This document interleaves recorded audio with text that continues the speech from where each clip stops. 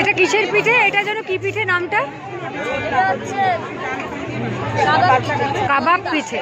কাবাবের মতো দেখতে, আর এটা মাছের মতো দেখতে।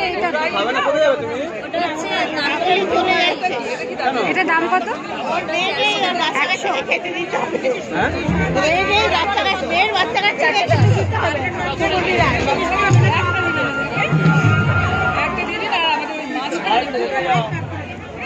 100